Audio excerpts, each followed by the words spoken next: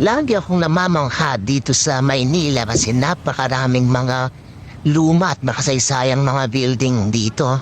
Kagaya dito sa Escolta. Maraming lumang building guys. Is na nga dito itong Gusaling Calvo.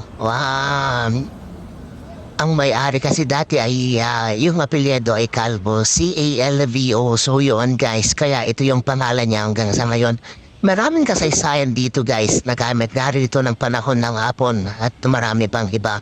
Kayo guys, baka may alam kayong kwento dito sa gusali ng Calvo.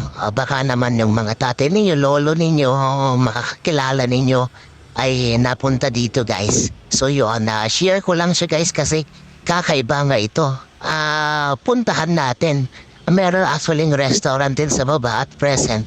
Itong Gusaling Calvo na ito guys. Di ko pa lang natanong yung museum kung available ito. Pero so far, ito yung aking gustong i-share sa inyo guys.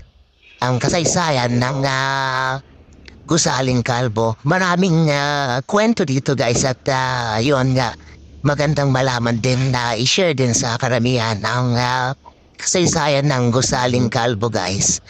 Puntahan niyo to pag malapit kayo dito. Nasa Escolta lang ito guys. Tara, pasyal na.